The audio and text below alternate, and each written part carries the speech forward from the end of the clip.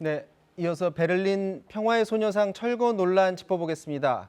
호사카 유지 세종대 교수 김성환 시사평론가 나오셨습니다. 안녕하십니까? 예, 안녕하세요. 네, 안녕하세요. 자, 그 베를린 소녀상 철거 문제 현지 시민단체가 노력을 해서 일단 철거 위기는 넘겼다고 그래요. 네, 잠시 고비는 넘겼다 이렇게 볼 수는 있는데요. 네. 밑에 구청이 철거 명령을 내린 시한이 오늘까지입니다. 14일이라고 이제 제시를 했는데 그동안에 이제 소녀상을 설치하는 것을 주도했던 시민단체, 물론 네. 이제 한국 교민만 참여한 것은 아니고요. 독일에 있는 시민단체도 같이 참여한 코리아 협의회라고 하는 곳이 있습니다. 네. 여기서 철거 명령 효력 정지 가처분 신청을 냈고요. 법원에서 결정을 내리는데 보통 한 2주 정도 걸린다고 합니다. 네. 그러니까 밑에 구청이 그때까지는 철거하지 않고 기다리면서 서로 대화를 하겠다 이런 입장을 밝혔습니다. 네. 그 현지 시민들이 적극적으로 행동해서 일단은 막았는데 그 집회 현장에 밑에 구청장이 직접 나오기도 했다는 그런 얘기도 들리는데, 자, 화면을 한번 보고서 얘기를 나누도록 하겠습니다. 네, 소녀상 사수를 위해서 베를린 시민들이 모였습니다.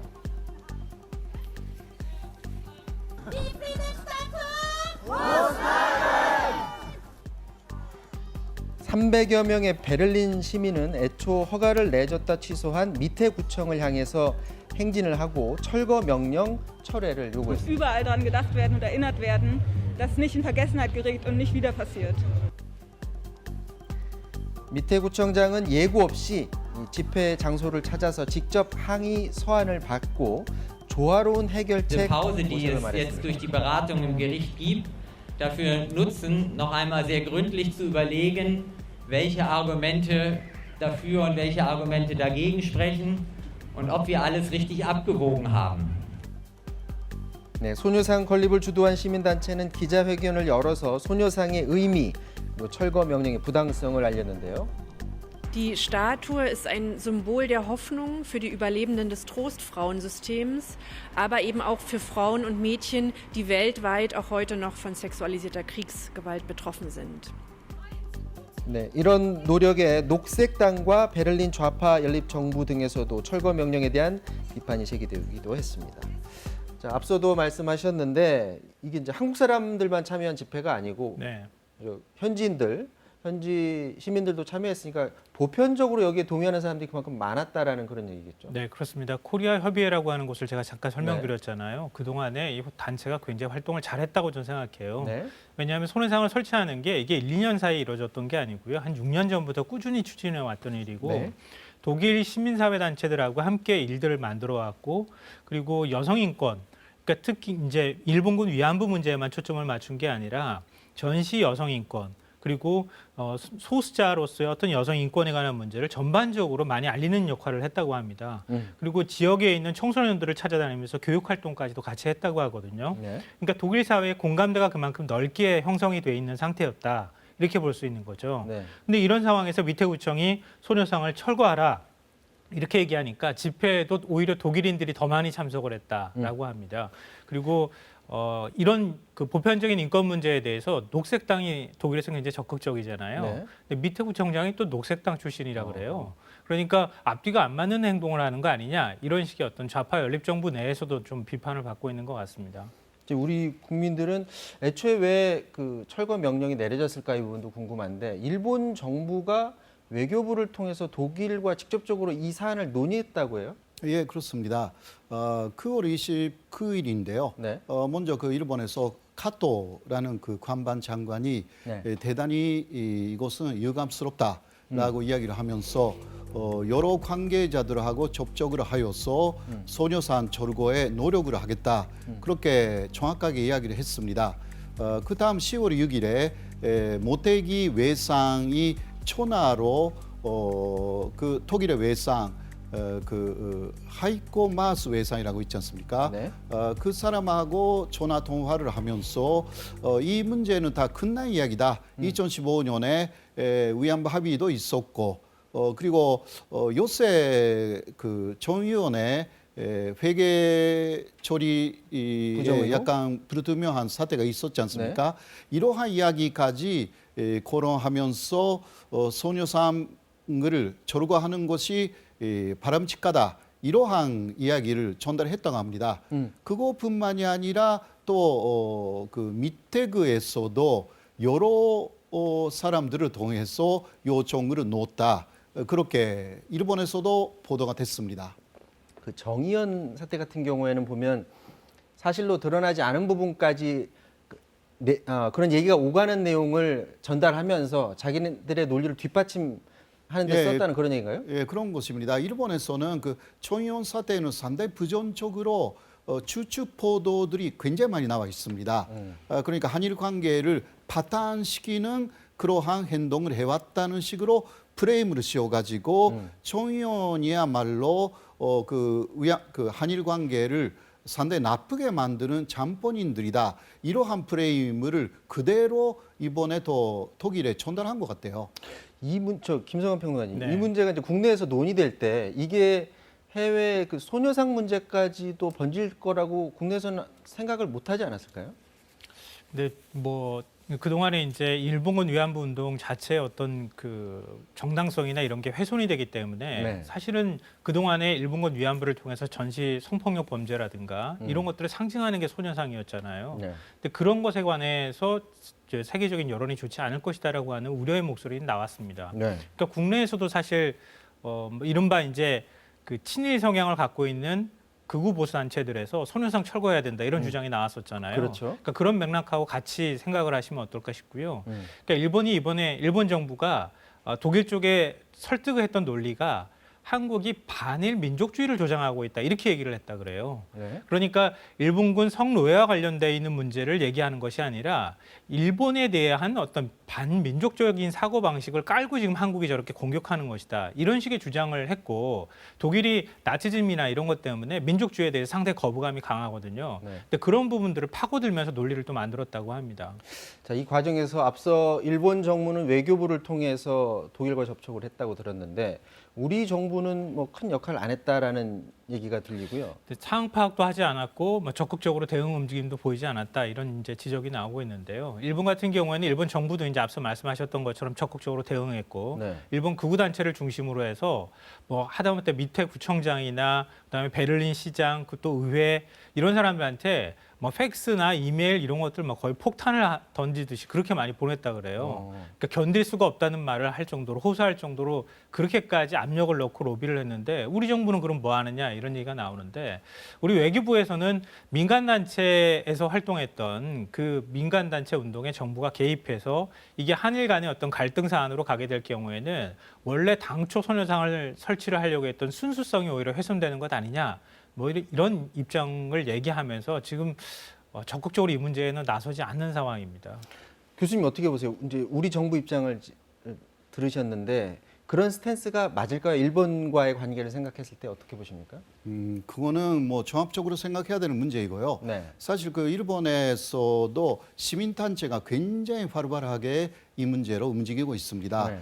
그러니까 한국의 부정적인 시민단체가 네. 극우파 쪽에서 많이 만들어져 있습니다. 그 한국에서도 오히려 그 거기에 더 반대하는 시민단체 운동이 상당히 많이 있지 않습니까? 네. 그래도 일본 인구도 많고 해서요. 네. 사실 그 우리 쪽에 반대하는 극우적인 시민단체가 꽤 많다. 거기에 또 일본 정부도 가세한다라는 그러한 구조를 이쪽에서 좀 더 이해를 하면서 좀 전략적인 부분에서는 많이 새로운 지혜를 내야 될 그러한 것도 없지 않아 있다. 그렇게 말씀드릴 수가 있습니다. 그렇게 많은 그 민간 단체가 있다면 특히 뭐 조직적으로 움직이려면 재정적인 문제들도 어떻게 해결하면서 갈까요? 예, 뭐 거기에 대해서 재정적으로 뒷받침해주는 또 단체가 또 있습니다. 그런 단체가 있어요? 예, 뭐 하나 예를 들면 사사카와 재단이라는 재단, 지금은 일본 재단이라고 이름으로 바꿨지만 네. 거기는 그러한 극우 단체에 대해서 물을 쓰듯이 아주 큰 돈을 지원합니다. 이러한 또 단체가 한국에는 없죠. 돈의 한계가 있기 때문에 네. 일본은 그 단체는 거의 돈의 한계가 없는 단체입니다. 네. 그러한 성격을 갖고 있기 때문에 그 자금의 규모가 좀 다르다라는 부분도 좀 더 생각해야 됩니다. 그렇기 때문에 우리 한국에서는 또 보편적인 가치에 호소를 하면서 하기 때문에 결국은 이번에도 일본에서는요 벌써 철거하는 데에 실패했다라는 그 보도가 나와 있습니다. 그러니까 2주의 보류 기간인데 그거 아니라 그거는 그냥 이야기일 뿐이지 그 소녀상은 거기에 소르짓했다고 오히려 그렇게 보고 일본에서 그 이번의 사태는 결과는 그렇게 됐다라는 보도가 나왔습니다. 그러니까 그런 보도가 있다라는 건 그거를 통해서 뭘 얻으려고 목적을 가지고 그런 보도를 했다는 뜻인가요? 아니면 정말로 그래서 그렇게 될 거로 본다는 뜻인가요? 이거는 뭐 사실 보도라고 할 수가 있는데요. 그러나 일본 쪽에서는 그러한 그 아주 무력적인 권세라든가 굉장히 많은 시민단체의 그 반대 활동이라든가 여러 가지 있다 하더라도 한국의 전략이라든가 혹은 그 보편적인 그런 논리, 보편적인 가치에 호소하는 데에 일본이 당하고 있다라는 것을 말하고 싶은 그러한 그 논조라고 할 수 있습니다. 자, 앞서도 뭐 코리아 협의회라고 제가 말씀드렸는데요. 거기에서 그 동안에 이제 활동할 때 민족적인 관점이나 이런 식으로 접근하지 않고 전지성폭력이라든가 여성 인권에 관한 문제, 보편적인 인권에 관한 문제로 접근을 했다는 거예요. 근데 이번에 일본에서 적극적으로 뭔가 압력을 행사하거나 이러는 모습들이 독일 국민들이 바라볼 때는 오히려 더 반인권적인 모습으로 비춰졌다는 겁니다. 그러니까 독일 여론이 더 안 좋아졌다는 거예요. 그러니까 일본이 원래 그 달성하고자 하는 목표를 더 달성을 못하고 독일 내 여론만 나빠지게 하는 효과로 나타났다. 이렇게 볼 수 있는데요. 근데 그렇다 하더라도 우리 정부의 태도에 대해서는 독일 현지에서 좀 아쉬워하는 것 같아요. 보니까.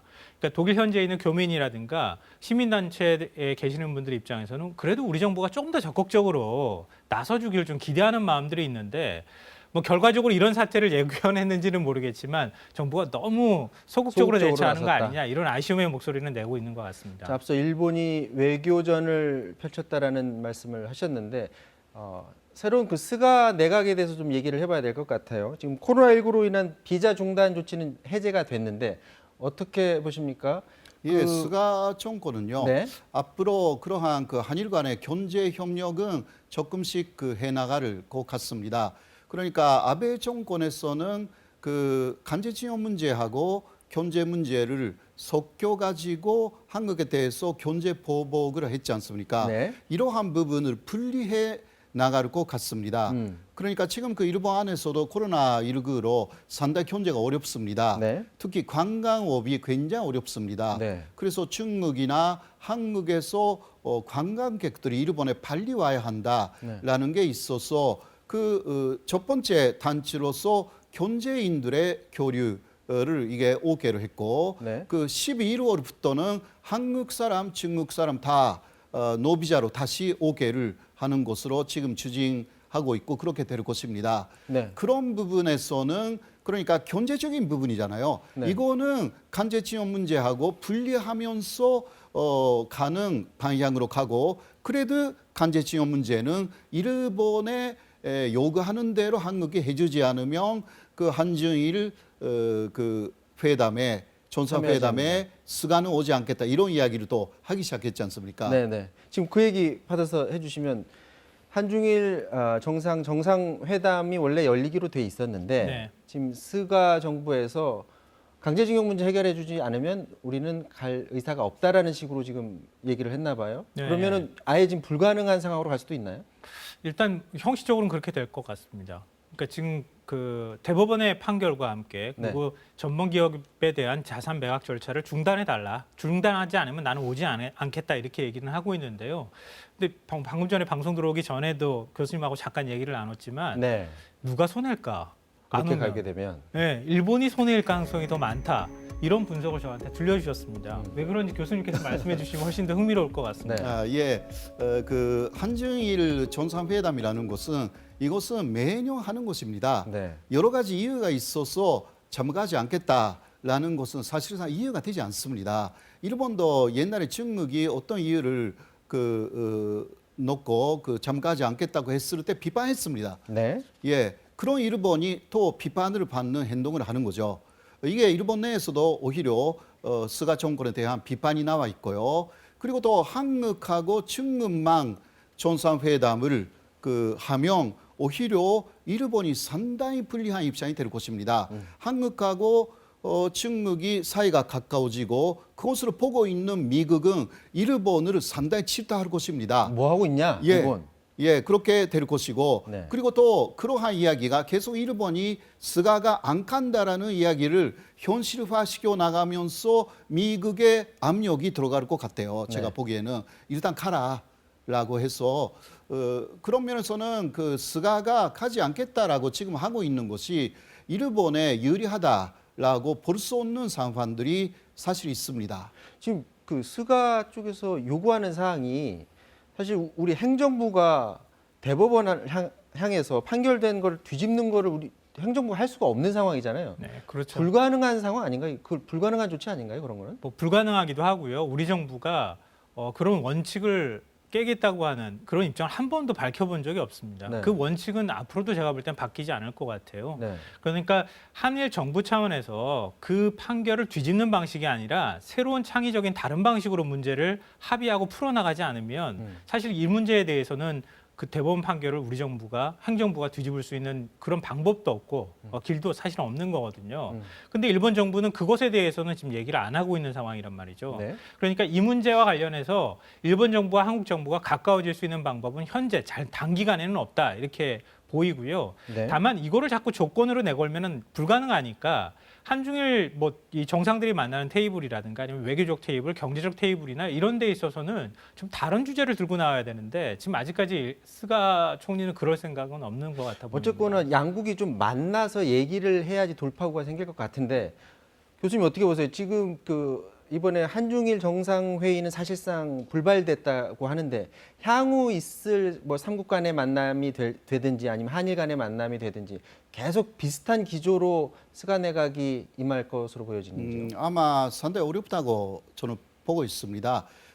이번에도 한국 쪽에서 어떤 양보를 해주는 것을 원하고 있는 것이지 네. 사실상 그 정상회담에 가지 않겠다라기보다 그 이전의 해결 제거를 좀 제시를 제시해달라라는 이야기거든요. 네. 사실 그렇게 지금 또 이런 이야기는 무릎 밑에서 해야 되는 이야기를 표명화시켜가지고 한국 정부에 공식으로 전달해 왔어요. 네. 네, 이 배경에는 지금 일본 정부가 지지율이 상당히 떨어졌다라는 현실이 있습니다. 네. 이 이야기는 조금 말씀드리면요.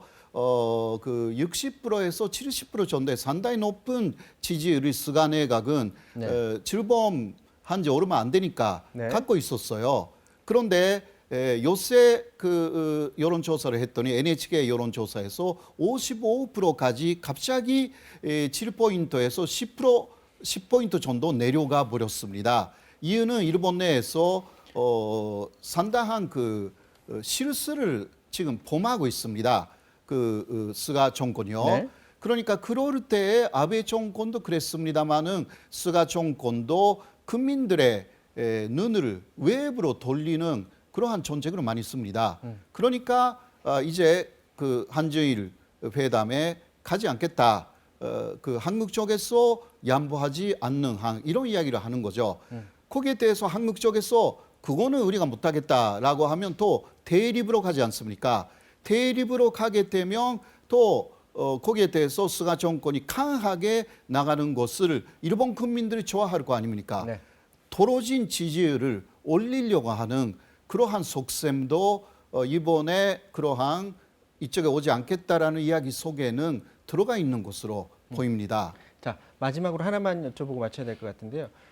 그렇다면 우리가 이제 앞으로 스가 내각 끝날 때까지 이 상태로 계속 갈 건지, 그럼 앞으로 변곡점이 될 수 있는 모멘텀이 있다면 어떤 것이 가능성이 있는지 짧게 좀 한마디 부탁드리겠습니다. 역시 경제 문제를 서로 해결하자. 그리고 코로나19에 대해서 협력하자. 이런 부분에서 투 트랙으로 가는 거죠. 스가는 투 트랙으로 가는 그러한 것을 할 수 있는 사람이고 실제적으로 현재 그렇게 가고 있습니다. 그래서 간제지역 문제는 외교 문제 중에 하나로 처리해 나가는, 관리해 나가는 그러한 모습을 보여준다고 하면 현재는 간제지역 문제가 한일 관계를 완전히 덮어버린 상태인데 네. 그거 아니라 그것을 조금 그 최소화시켜 나가서 다른 문제로 서로 우호 관계를 만들어 나가는 그게 가능할 것 같습니다. 네, 이 얘기는 여기서 마쳐야 될 것 같고요. 자, 호사카 유지 교수는 여기서 보내드려야 될 것 같습니다. 오늘 말씀 고맙습니다. 고맙습니다.